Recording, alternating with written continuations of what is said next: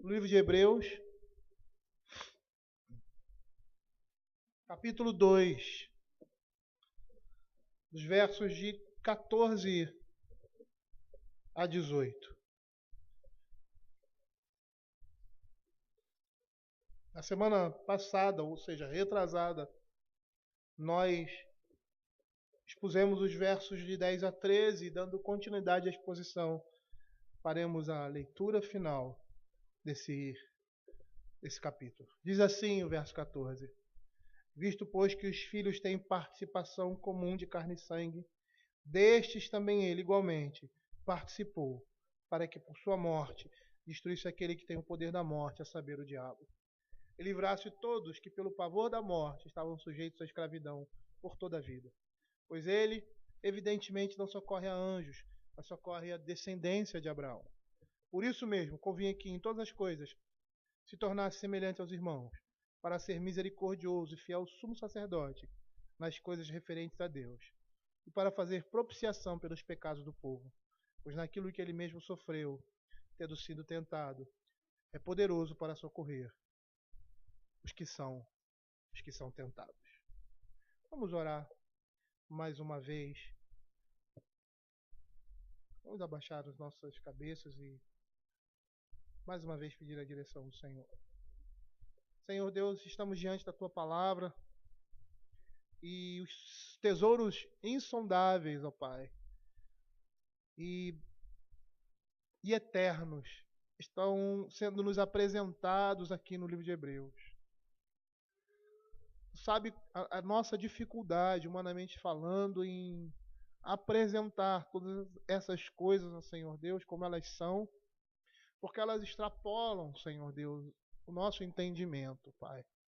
Extrapolam a sabedoria humana, o conhecimento humano, o entendimento humano, por isso nos são revelados na Tua palavra.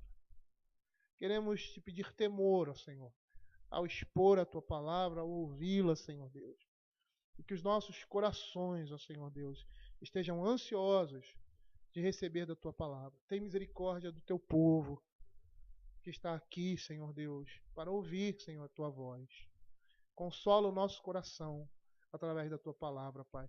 Nos dá esperança e certeza, Senhor Deus, da nossa salvação. É o que nós pedimos, em nome de Jesus. Amém. Queridos, nós vimos nos versos anteriores, nos versos de 10 a 13, os benefícios que temos por causa da humanidade de Cristo. E no capítulo 2, essa segunda parte, nós vimos que a humanidade de Cristo é superior, ou seja, Jesus na sua humanidade era superior aos anjos. E aí nós vimos os benefícios que temos por causa da humanidade de Cristo. E logo nessa humanidade ele é superior. É nessa condição de fraqueza que Jesus conquista para nós a nossa eterna salvação. No verso 11, pois tanto que santifica como os que são santificados, todos vêm de um só. O autor de Hebreus demonstra que Jesus e o seu povo pertencem a uma mesma família. E a implicação disso nós vimos que Jesus assumiu uma natureza humana, ele era verdadeiramente homem. E agora o autor vai indicar que para libertar seu povo dos seus inimigos, a saber, a morte e o diabo, ele deveria se tornar homem, ou seja, ele deveria se encarnar. Ele precisava ter um corpo de carne e sangue. Ele deveria ser totalmente humano. Libertar seus seguidores das garras de Satanás e da maldição do pecado exigia nada menos do que tomar o lugar daqueles que o Senhor Deus tinha lhe dado, mas que permaneciam condenados por seus pecados. No verso 14 ele diz assim: Visto, pois, que os filhos têm participação de carne e sangue, destes também ele igualmente participou, para que por sua morte destruísse aquele que tem o poder da morte, a saber, o diabo. Era necessário, e nós vamos ver isso aqui mais uma vez, que o Filho de Deus se revestisse da nossa carne para que pudesse participar da nossa natureza e ao suportar a morte, nos redimisse dela.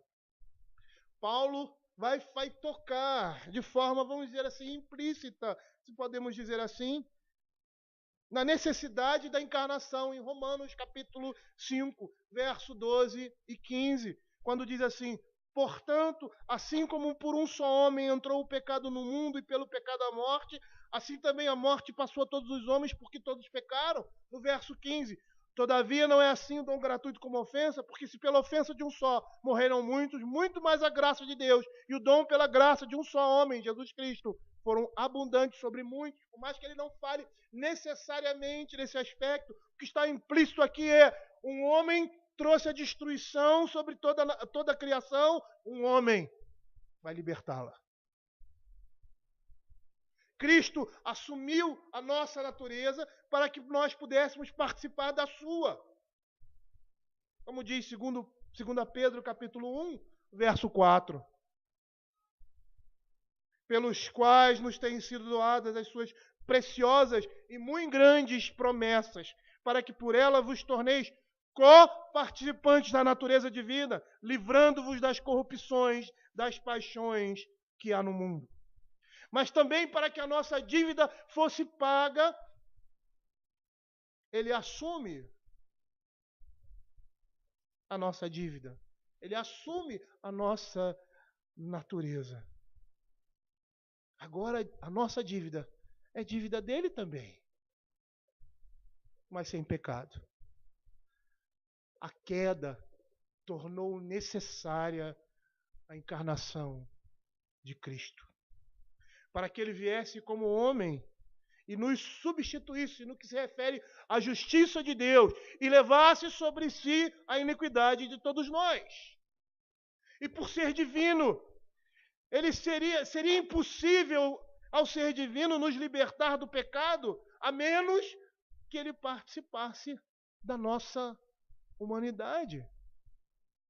Porque foi um homem que pecou contra Deus. Foi um homem que trouxe a destruição para esse mundo. Deveria ser por meio de um homem, de um cabeça também, que o mundo seria redimido. Jesus se torna completamente, totalmente humano, de tal forma que isso o faz estar ligado a nós. Ele é nosso parente. O laço que nos une é um laço de carne e sangue, como nós vimos aqui.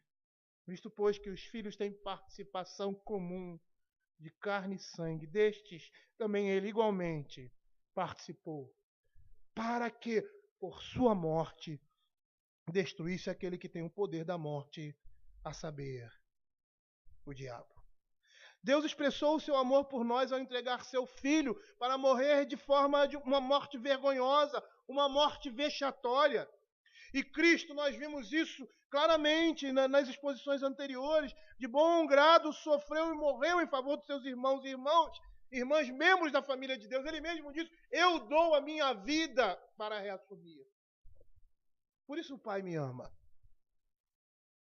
E nós percebemos aqui claramente, no texto de Hebreus, que a morte de Cristo teve dois resultados: a derrota de Satanás e a libertação do seu povo do medo da morte. Nós estamos vendo aqui que a morte, ou seja, o poder da morte é atribuído ao diabo, mas de que forma? Até onde ele tinha o poder de arruinar-nos. Por causa do efeito de trazer destruição e produzir morte. Por isso lhe é atribuído esse poder.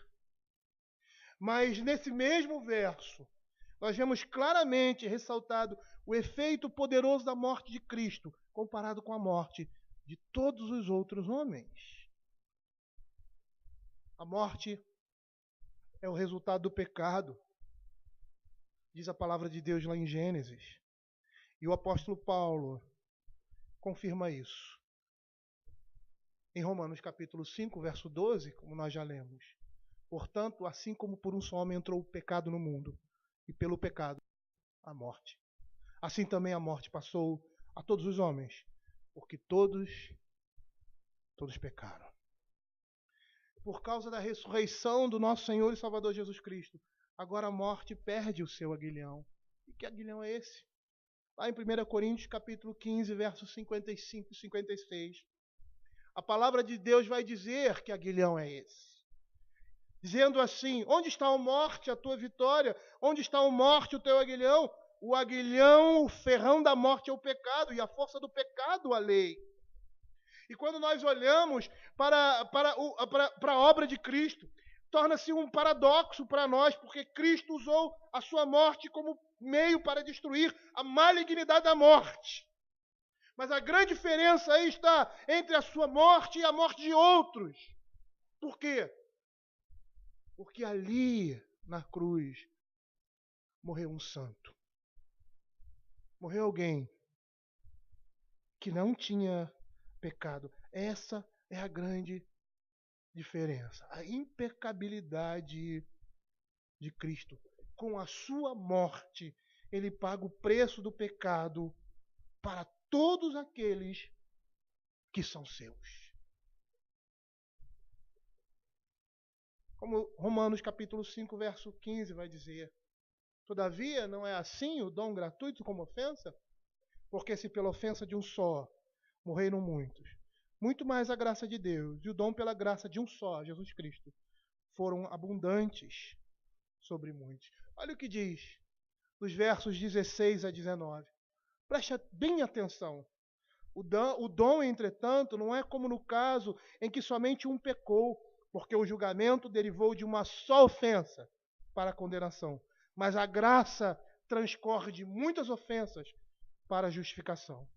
Se pela ofensa de um e por meio de um só reinou a morte, muito mais os que receberam a abundância da graça e o dom da justiça reinarão em vida por meio de um só, a saber, Jesus Cristo.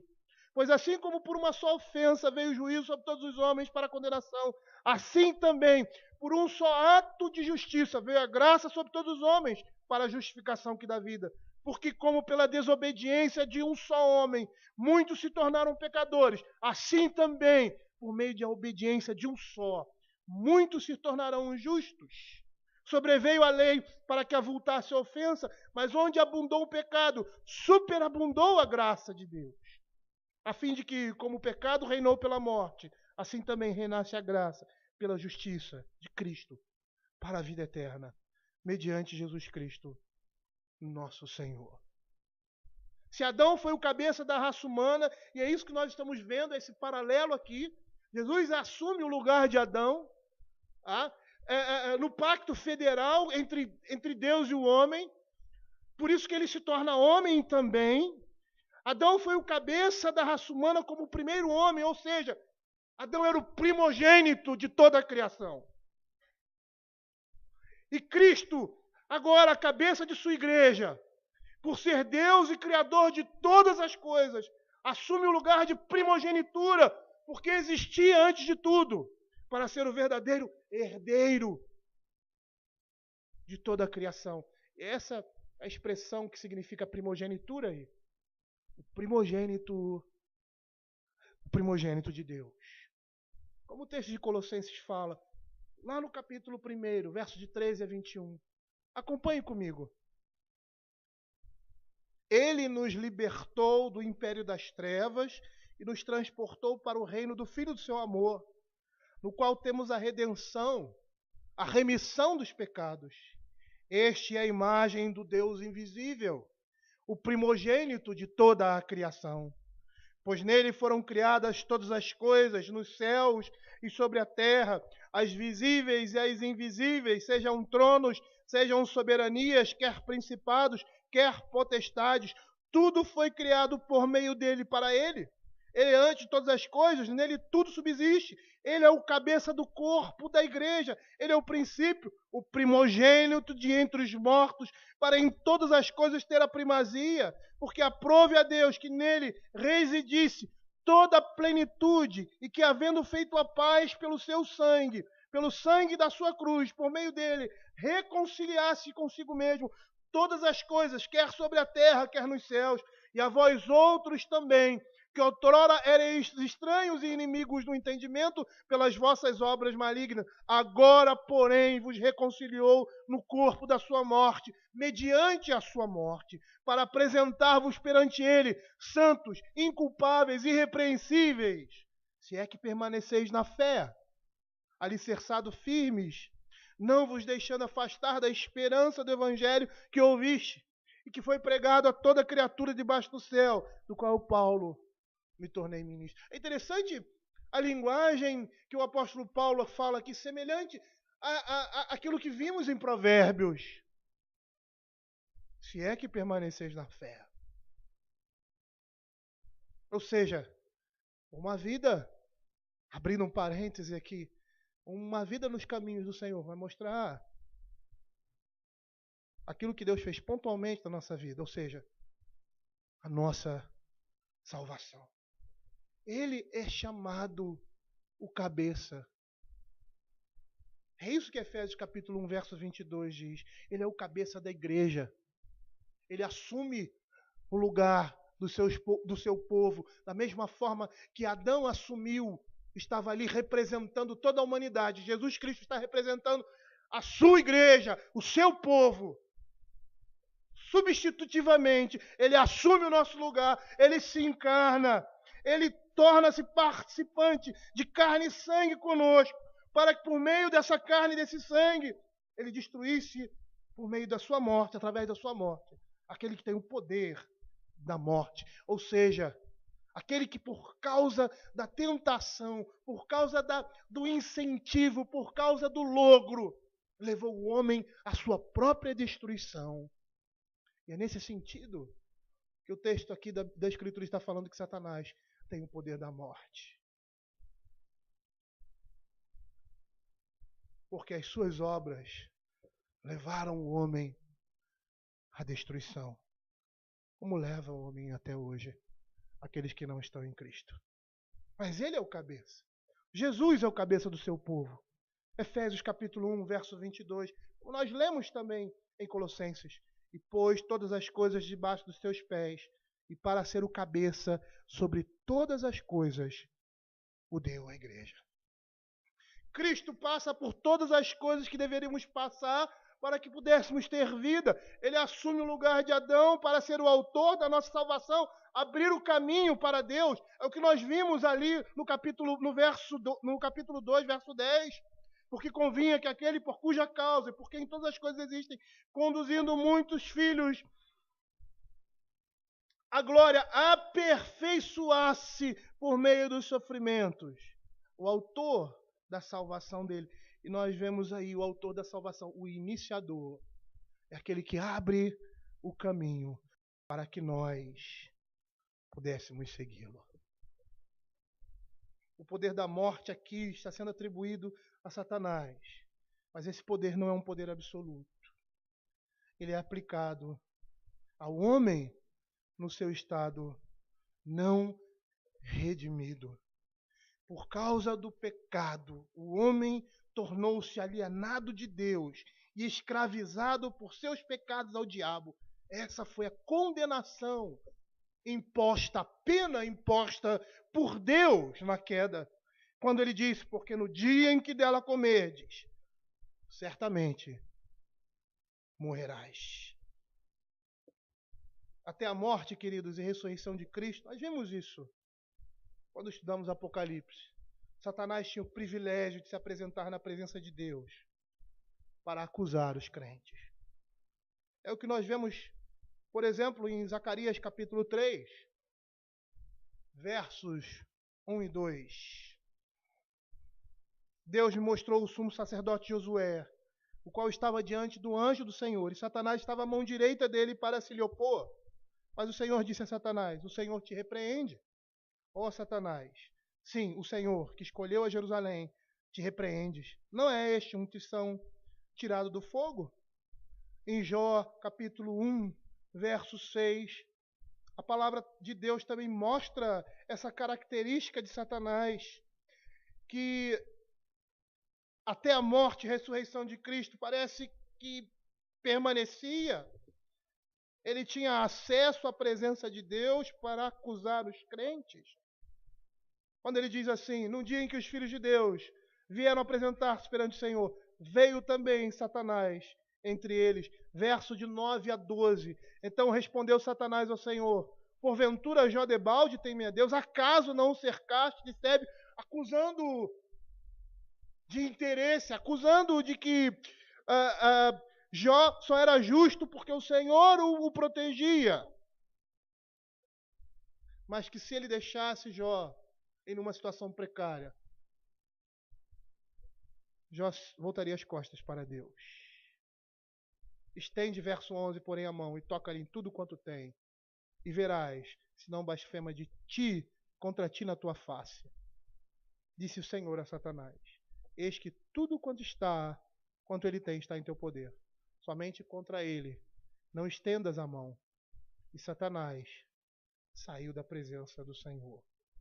Mas no próprio livro de Jó ainda, nós temos uma outra demonstração dessa realidade, desse privilégio, dessa situação de Satanás poder se apresentar na presença de Deus para acusar os crentes. Lá no capítulo 2, versos 1, 4 a 6, ele diz assim, no dia em que os filhos de Deus vieram apresentar-se perante o Senhor, veio também Satanás entre eles apresentar-se perante o Senhor. Versos de 4 a 6. Então Satanás respondeu ao Senhor, pele por pele, tudo quanto tem te dará pela sua vida. Estende, porém, a mão, toca-lhe nos ossos e na carne, e verás, se não blasfema contra ti na tua face. Disse o Senhor a Satanás, eis que ele está em teu poder, mas poupa-lhe a vida. Até a morte e ressurreição de Cristo, Satanás tinha esse privilégio de se apresentar na presença de Deus para acusar os crentes. Mas isso parece que não continua dessa forma. Apocalipse capítulo 12, verso 10. Falando do nascimento e da vida de Cristo até a sua ressurreição, de uma forma bem sucinta e bastante alegórica, ele diz assim, então ouvi grande voz do céu proclamando, agora veio a salvação, o poder, o reino do nosso Deus e a autoridade de seu Cristo, pois foi expulso o acusador de nossos irmãos, o mesmo que os acusa de dia e de noite, diante do nosso Deus. Queridos, quando a palavra de Deus diz que Satanás tem o poder da morte aqui, não é que a morte esteja na sua mão sob o seu poder absoluto, mas que as obras de Satanás, elas levam à destruição e morte. É nesse sentido. Satanás, como diz Calvino, é o verdugo de Deus, é o ministro de Deus para exercer a ira divina. É o Senhor quem lança os homens no inferno e na destruição. E nesse escopo da economia divina, eles são entregues a Satanás. Alguns para a salvação da alma, outros para a destruição nesse mundo e no porvir, como juízo de Deus. No verso 15, continuando essa ideia, ele diz assim, e livrasse todos que pelo pavor da morte estavam sujeitos à escravidão por toda a vida. Essa vitória pode ser conquistada porque o Filho de Deus passa pessoalmente pela tentação e tribulação do medo diante da morte que nós deveríamos passar. Por causa da morte de Cristo, ele assume o nosso lugar, ele paga o preço, ele faz aquilo que Adão deveria ter feito e não fez. Adão deveria ter obedecido a palavra de Deus em tudo, todo o tempo na sua vida, e ele não fez isso. E Cristo assume o nosso lugar ali em Adão. Ele obedece em tudo. É uma obediência tão restrita que vai até a morte de cruz. E ele assume também o nosso lugar quando ele paga o preço do nosso pecado. E ele só poderia fazer isso. Ele só teria condições de fazer isso Se ele se tornasse homem, se ele se encarnasse e assumisse em tudo sobre si aquilo que nós éramos, quem deveríamos ser e as consequências da nossa natureza. Essa vitória só poderia ter sido conquistada porque o Filho do Homem passa pessoalmente pela tentação, pela tribulação, do medo da morte, do medo diante da morte e de todas as outras coisas que nós deveríamos passar. Ele passa pelo medo da morte para que nós não possamos mais ter esse medo. E livrasse todos que pelo pavor da morte estavam sujeitos à escravidão por toda a vida. Abram Lucas capítulo 12, verso 50. Ele assume esse medo para que nós não pudéssemos mais ter medo. Ele assume o nosso lugar para que nós pudéssemos ter vida. Ele assume a nossa natureza para que nós pudéssemos ser participantes da natureza divina. Olha o que diz Lucas capítulo 12, verso 50. Tenho, porém, um batismo com o qual hei de ser batizado, e quanto me angustio até que o mesmo se realize. Ele estava se sentindo angustiado porque o seu tempo estava acabando, porque a sua hora estava chegando. Marcos 14, capítulo 14, 33 e 34, que diz assim: e levando consigo a Pedro, Tiago e João, começou a sentir-se tomado de pavor e de angústia. Ele disse: a minha alma está profundamente triste até a morte. Ficarei aqui e vigiar. E as suas gotas, e ele suava como se estivesse sendo ferido e o seu sangue jorrando de si. O seu suor, diz o texto da Escritura, era como gotas de sangue. Eu posso estar errado, mas eu creio ali, e não que o suor dele se tornasse em gotas de sangue, mas que foi tão intenso o medo e a angústia e a profunda tristeza que ele suava repetidamente. Em João capítulo 12, verso 27 e 28, a palavra de Deus diz assim: agora está angustiada a minha alma. E que direi eu? Pai, salva-me desta hora. Mas precisamente com este propósito vim para esta hora. Pai, glorifica o teu nome. Então veio uma voz do céu: eu já o glorifiquei e ainda o glorificarei. Era o terror intenso, era o pavor intenso, tristeza profunda, angústia de alma, porque o Senhor Jesus sabia que a sua hora estava sendo já era chegada, que ele ia ser exposto para todo mundo. E não só isso, não só pelo horror da morte de cruz, mas por tudo aquilo que ela representava. E pelo peso das angústias do inferno que estavam sobre ele. Em Hebreus capítulo 5, verso 7, a palavra de Deus diz assim: ele, Jesus, nos dias da sua carne, tendo oferecido com forte clamor e lágrimas, orações e súplicas a quem o podia livrar da morte, e não o livrou. Mas ele foi ouvido, e tendo sido ouvido, por causa de sua piedade. Por que Jesus, o nosso general, teve medo da morte? Por que sua alma estava tão angustiada? Porque ele iria receber a ira de Deus por causa do pecado do seu povo. Ele estava recebendo a ira de Deus pelo preço eterno de nosso pecado. Ali na cruz, não era somente um sofrimento físico que Jesus passava, mas ele estava sentindo tudo aquilo que nós iríamos sentir se fôssemos lançados no lago de fogo e enxofre.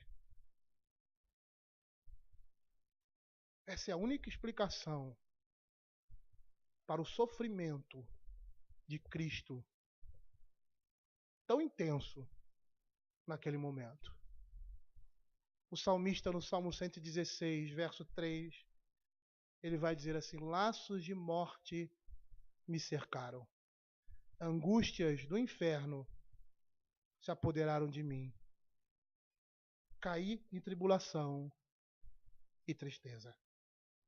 Na profundeza dos seus sofrimentos, Cristo superou o temor da morte e venceu Satanás. Lá em Colossenses capítulo 2, verso 15, quando diz assim: despojando os principados e as potestades, publicamente os expôs ao desprezo, triunfando deles na cruz. Nós vemos que a salvação envolveu uma libertação do pecado e uma completa libertação da escravidão de Satanás, em que o pecado nos lançou, em que a desobediência de Adão nos lançou.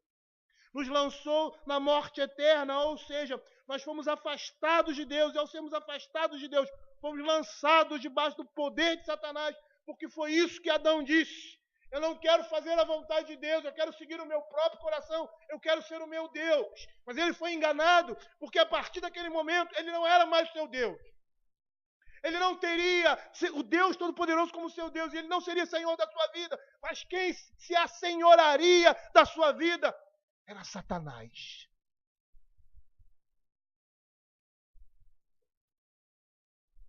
Lá em Efésios capítulo 2, versos de 1 a 6, nós vemos claramente isso, que a morte do homem levou à escravidão do pecado e a ser subjugado pelo poder das trevas.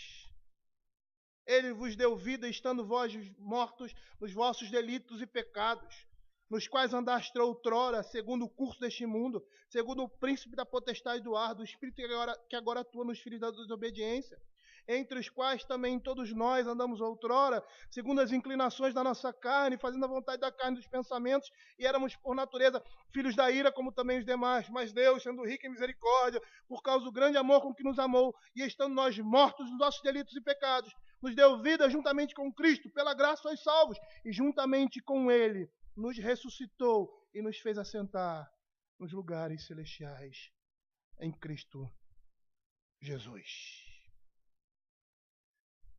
Paulo, em Romanos capítulo 6, ele vai dizer que nós fomos batizados na cruz com Cristo Jesus. Era um homem que estava ali. E por que era um homem que estava ali? Porque ele estava recebendo sobre si a justa punição dos nossos pecados. E dessa forma, pagando o preço para Deus, Jesus destituiu o poder da morte. Como o apóstolo Paulo fala lá em 2 Timóteo, capítulo 1, verso 10. E manifestada agora pelo aparecimento de nosso Salvador, Cristo Jesus, o qual não só destruiu a morte, como também trouxe à luz, para ser manifestado a vida e a imortalidade mediante o Evangelho. É por isso que ele diz: e livrasse todos que pelo pavor da morte estavam sujeitos à escravidão por toda a vida. A morte para nós não é mais o salário do pecado, por mais que represente essa realidade, porque todos nós precisamos morrer.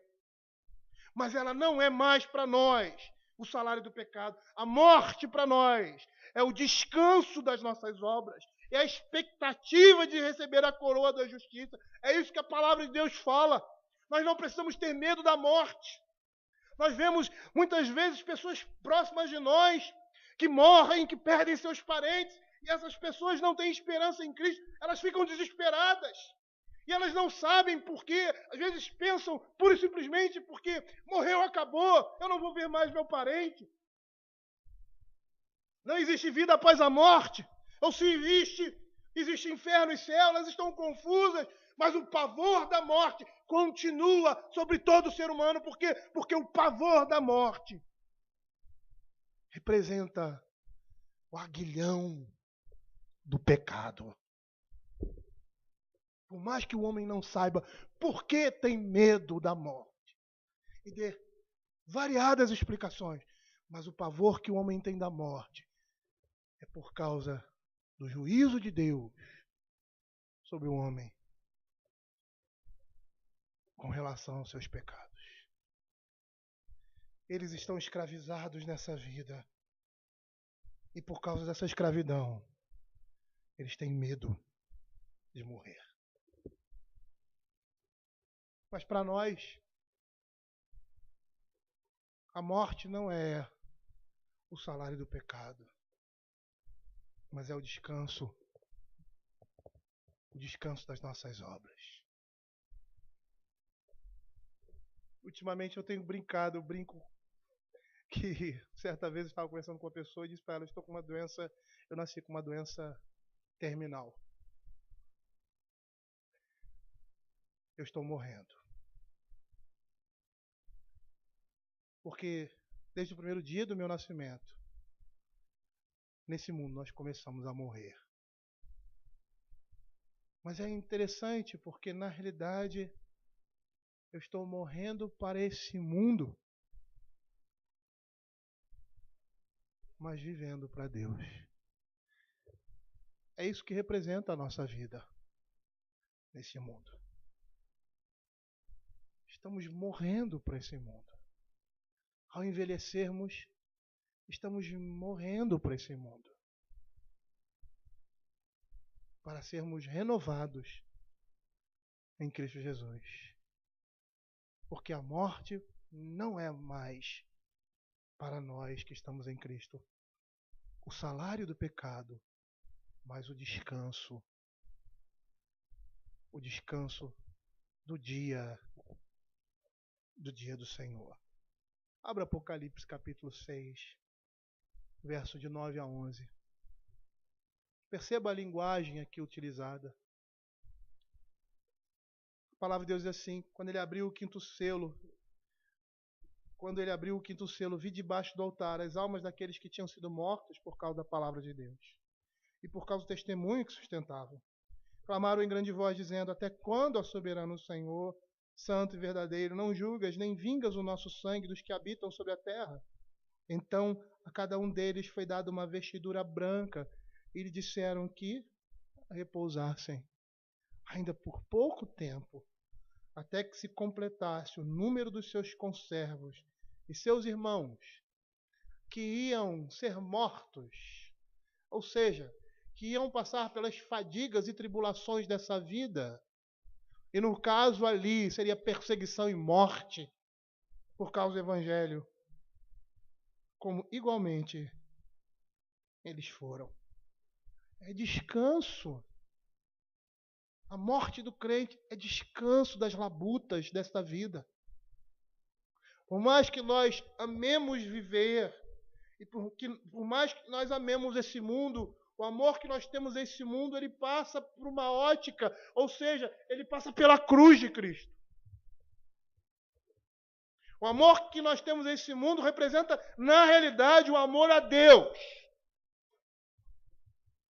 Porque estamos nesse mundo labutando, lutando, mortificando a nossa carne, nos preparando para o dia do Senhor.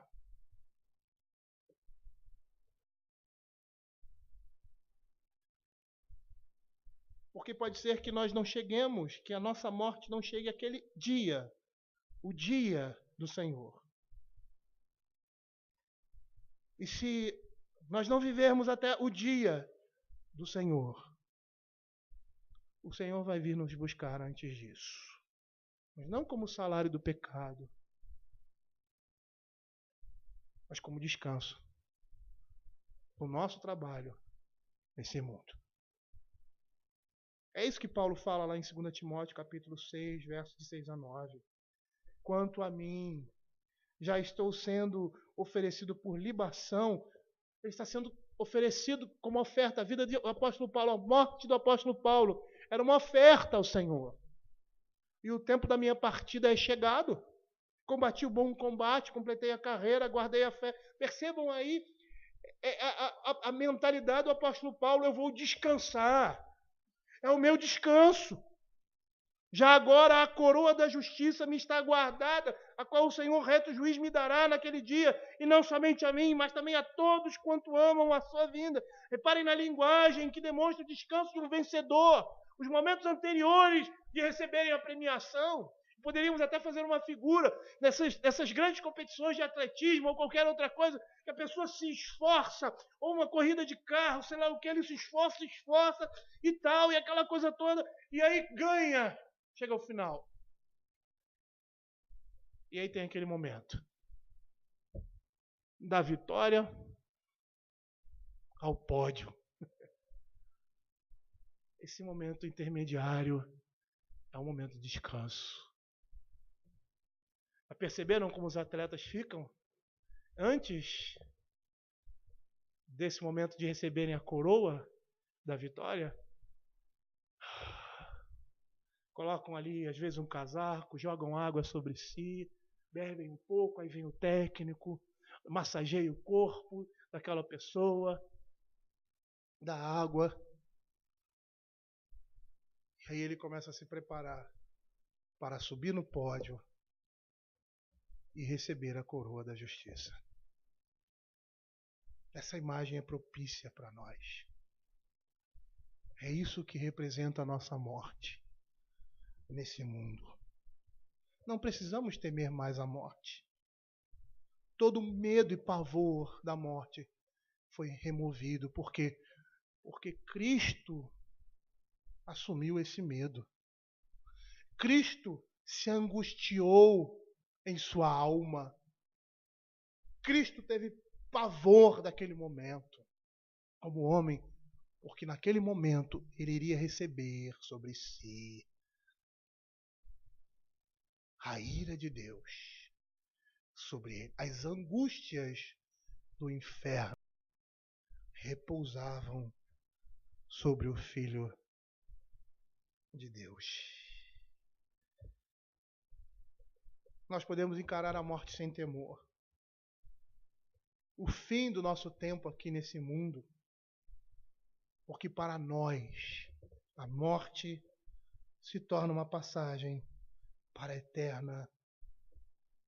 eterna glória de Deus. Essa é a nossa esperança. Essa é a certeza que nós temos. Eu sempre digo que o momento de morte na vida de um crente, de um familiar de um crente que seja crente, é uma dor somente para aqueles que ficam. Por quê? Porque ao ultrapassar os portais da morte, se eu pudesse entrevistar essas pessoas que estão no Senhor e perguntar: você quer voltar? Nenhum deles, com certeza, iria dizer que sim. Nenhum deles iria deixar de gozar da presença de Deus, do descanso das suas obras, para voltar a esse mundo. Provavelmente eu poderia figurar muitas coisas, mas ele poderia dizer: a minha obra foi terminada, agora eu vou receber o meu prêmio. Essa deve ser a nossa expectativa, queridos, com a morte. Não devemos temê-la, não devemos ter pavor dela. O apóstolo Paulo ansiava, e aí é um pouco paradoxal, ansiava morrer e ansiava viver, porque todo o tempo a morte estava diante dele. Ele dizia: eu não sei o que eu faço. Se eu vou estar com o Senhor. Se fico e comungo da presença dos irmãos da igreja, exerço o meu trabalho de pregação, meu ministério pastoral de apóstolo, evangelista e de mestre no meio do povo. Eu não sei o que eu faço. Estou ansioso para estar com o Senhor, mas olho aqui ainda nessa carne e vejo a necessidade, o prazer que eu tenho de compartilhar, de estar com os irmãos pregando e falando sobre esse porvir e preparando a igreja para ser recebida, preparando a noiva para ser recebida pelo seu esposo.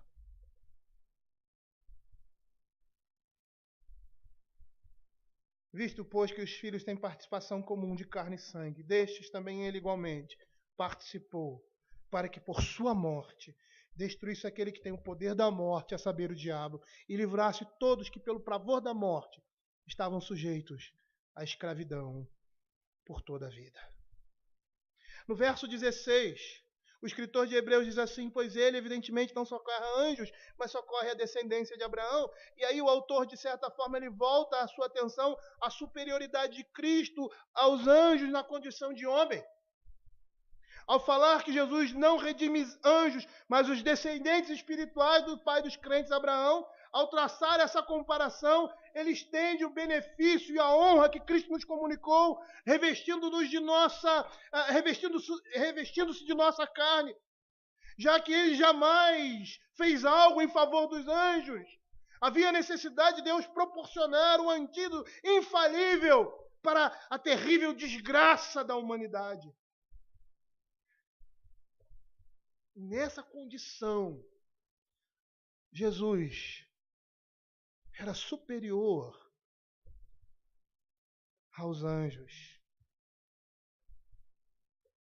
porque não havia redenção para eles, porque ele não foi criado, encarnado como anjo, mas ele foi encarnado como homem. E dessa forma, o Filho de Deus, ele proporciona para nós uma incomparável demonstração de amor para conosco. De tal forma que nem os anjos participaram disso. Calvino, em seu comentário, ele vai fazer a seguinte declaração. Ele vai dizer assim: o fato de Deus nos preferir aos anjos não teve como base a nossa excelência, e sim nossa miséria. Não há razão para gloriar-nos de que somos superiores aos anjos, exceto o fato de que o Pai Celestial nos concedeu maior benevolência em razão de sermos carentes dela, para que os próprios anjos contemplassem tão sublime generosidade derramada sobre a terra. Ou seja, Cristo em sua própria pessoa, ele traz em si a reconciliação entre Deus e os homens, entre Deus e o seu povo. Por quê? Porque a sua própria pessoa, a sua encarnação, expressa a mediação e a união de Deus com o seu povo. E eles serão uma só carne. É Deus, é Cristo, 100% Deus, 100% homem. Ele carrega em si essas duas naturezas e na sua própria existência, na sua própria carne, reconcilia o homem com Deus. E assim, mais uma vez, demonstra a superioridade de Cristo sobre os anjos em sua natureza humana. O homem não foi criado à imagem de Deus à toa. O homem foi criado à imagem de Deus, porque era para ele refletir a imagem do seu Filho. E é nessa imagem que nós estamos sendo transformados dia após dia. E é por isso que ele termina dessa forma, quando ele diz assim: por isso mesmo convia que em todas as coisas se tornasse semelhante aos irmãos, para ser misericordioso e fiel sumo sacerdote nas coisas referentes a Deus, e para fazer propiciação pelos pecados do povo. Nós vamos perceber que aqui será a primeira indicação, e esse é o propósito inicial aqui, mostrar Cristo como sumo sacerdote. Vai ser a primeira indicação desse sumo sacerdócio. Quando ele diz, por isso mesmo convinha, ou seja, para socorrer um homem pecador, Jesus deveria se tornar semelhante a seus irmãos em tudo. Menos em uma coisa, ele não tinha pecado. Era preciso essa plena identificação por todos os aspectos que nós já falamos anteriormente. Ele tinha a divina obrigação de tornar-se como os seus irmãos. Ele precisava se tornar homem para assumir seu papel como sumo sacerdote, misericordioso e fiel. É isso que o texto está dizendo. Convinha, era necessário se tornar semelhante aos seus irmãos para ser misericordioso e fiel sumo sacerdote. Cristo se fez sujeito às nossas paixões humanas para que pudesse ser fiel e misericordioso. Em outras palavras, vamos explicar isso. Ao tornar-se homem e sofrer todos os nossos sofrimentos, indo até a morte de cruz, faz com que pela sua carne demonstre misericórdia para conosco, sofrendo em nosso lugar. Pois no seu sofrimento, pois naquilo que ele sofreu, ele se compadece de nós, pois ele sofre em nosso favor. E essa era a função do sacerdote: apaziguar a ira de Deus, socorrer os desventurados, restaurar os caídos, libertar oprimidos. Esse era o primordial e extremo requisito: demonstrar misericórdia. E é muito difícil convencer alguém. E sabemos o que essa pessoa está sofrendo quando nós estamos vivendo de forma afortunada, quando nunca passamos por aquilo que aquela pessoa passou, pelas mesmas dificuldades. E nessa ótica, o poeta Virgílio, um poeta latino, ele tem uma frase interessante, porque ele diz assim: de minha experiência pessoal extraída do infortúnio, é que aprendo a ajudar o necessitado. O que o texto está querendo dizer aqui é que Jesus jamais nos teria persuadido de sua bondade e prontidão em socorrer-nos, se não fosse ele tentado pelos mesmos infortúnios. Eu pessoalmente acho que ele não teria necessidade de passar por alguma experiência a fim de reconhecer em pessoa a emoção da misericórdia, visto ser esse um sentimento divino. Mas ele faz isso também para convencer-nos de que ele sabe e sente tudo aquilo que nós sentimos e vivemos nesse mundo.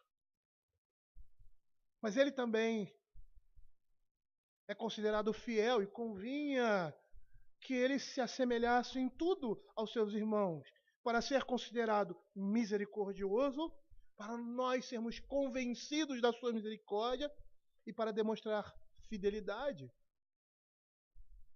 Porque o sumo sacerdote demonstrava misericórdia nos seus atos e fidelidade. E Cristo é considerado fiel sumo sacerdote, porque Cristo demonstra fidelidade ao tornar-se semelhante a nós.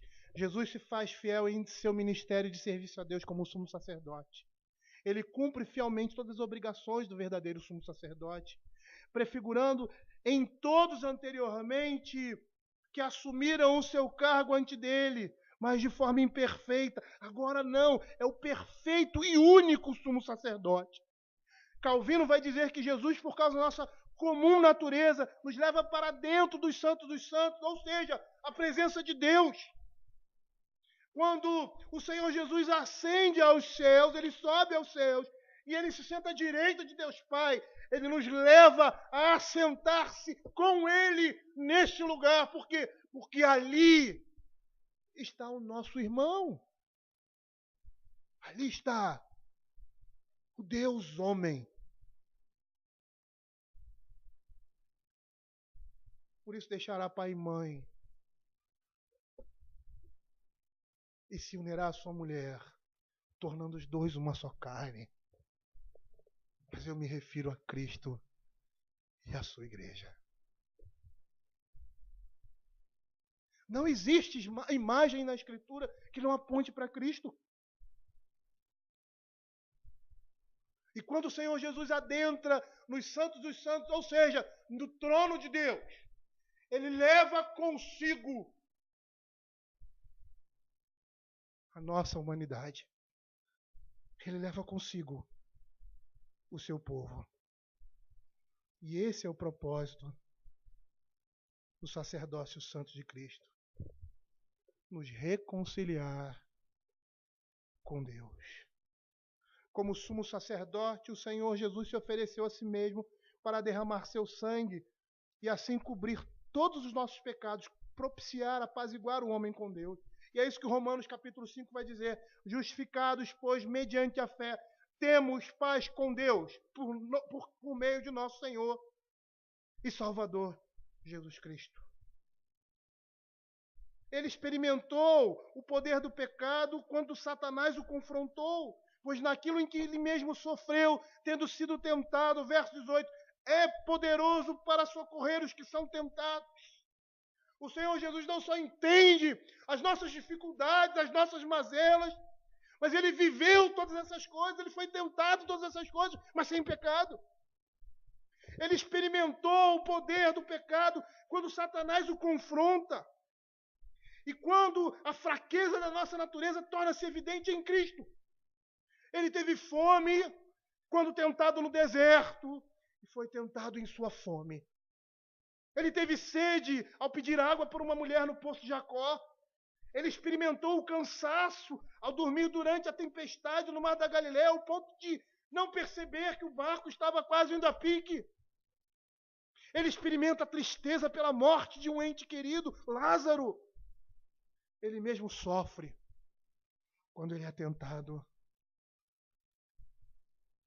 E percebam que, por causa da sua impecabilidade, ele experimenta totalmente e intensamente o poder do pecado.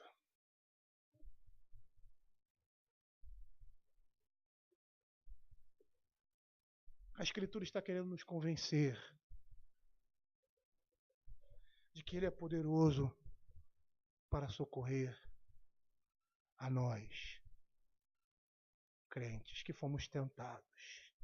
Provavelmente não na mesma intensidade que o Filho de Deus. Numa intensidade bem menor. E num poder bem menor, com certeza, creio eu, do que o Filho do Deus vivo. Por isso Ele é capaz de nos ajudar a opor-nos ao poder do pecado e da tentação. Quando clamamos ao Senhor, Ele sabe muito bem o que estamos sentindo. Pois Ele sentiu essas mesmas coisas em sua carne, todas as agruras e o poder da tentação sobre si, e ainda mais suportou na cruz e saiu vitorioso do poder da morte. Ele suporta na cruz a dor do inferno sobre si, não sobre uma ofensa, mas muitas ofensas, como diz o apóstolo Paulo. Não é como Adão que pecou um pecado, uma ofensa. Mas Cristo morre e sobre ele recai todas as ofensas de todos os seus filhos. Em todo o tempo que esse mundo existia. Algo que nenhuma pessoa, a não ser o Filho de Deus, poderia suportar e sair vivo.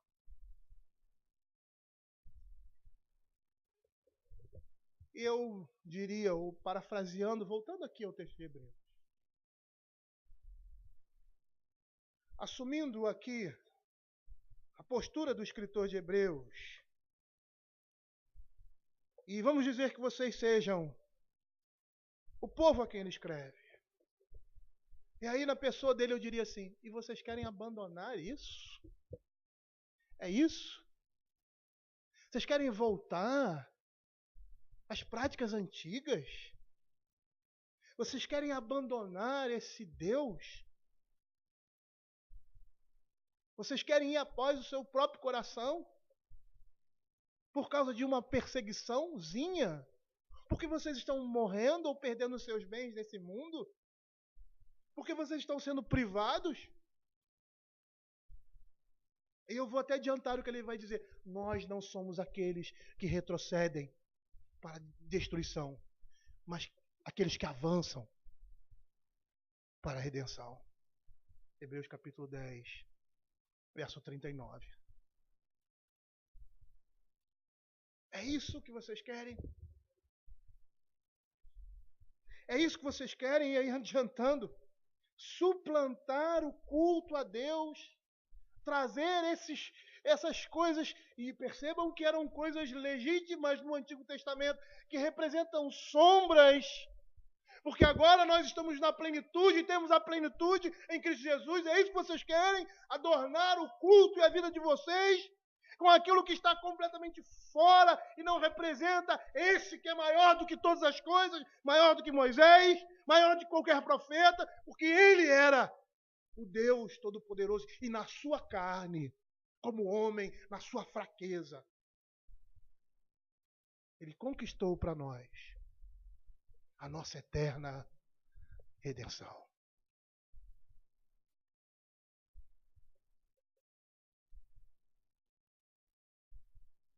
Por isso, santos irmãos, que participais da vocação celestial, considerai atentamente o apóstolo e sumo sacerdote da nossa confissão, Jesus. Hebreus capítulo 3, verso 1. Vamos orar.